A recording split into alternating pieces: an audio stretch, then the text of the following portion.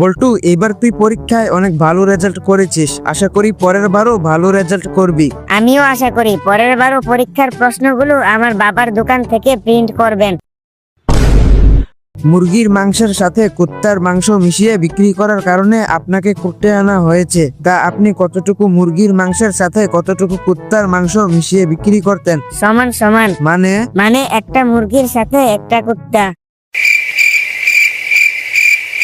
জানিস দোস্ত, আমাদের বাসার পাশে একটা পার্লার আছে। তো কি হয়েছে? ওই পার্লারে যদি কোনো মেয়ে একবার যায়, সে আর বেরিয়ে আসে না, তার বদলে অন্য মেয়ে বেরিয়ে আসে। এটা কি কোনো জাদু নাকি? এটা ময়দার জাদু। জানিস দোস্ত, কালকে হিন্দি সিআইডি দেখে আমার মাথা গরম হয়ে গেছে। কেন?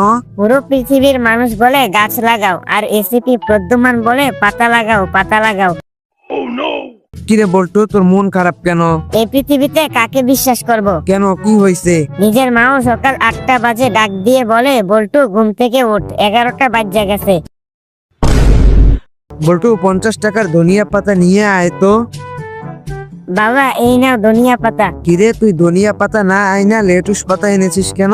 আসলে বাবা, আমি তো ধনিয়া পাতা চিনি না। এত বড় হয়ে গেছস, এখনো ধনিয়া পাতা চিনিস না? যা, তুই বাড়ি থেকে বেরিয়ে যা, এরকম বোকা ছেলের আমার দরকার নেই। তাহলে চলো বাবা, আমরা একসাথেই বের হই। কেন? কারণ আম্মু বলছে এটা নাকি পুদিনা পাতা।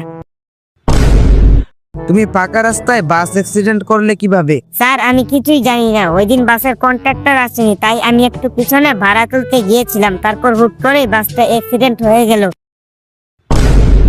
কিরে বল্টু, তোর মন খারাপ কেন? আর বলিস না, আজকে ক্যালকুলেটর দিয়ে অঙ্ক করতেছি, তারপর আম্মু এসে ক্যালকুলেটর আসার মাইরা বলে, নে এবার ফেসবুক চালা। বল্টু, বলতো ইতিহাস কাকে বলে? মরা মানুষের জীবনী পড়তে পড়তে জ্যান্ত মানুষ আত্মরা হয়ে যাওয়াকে ইতিহাস বলে।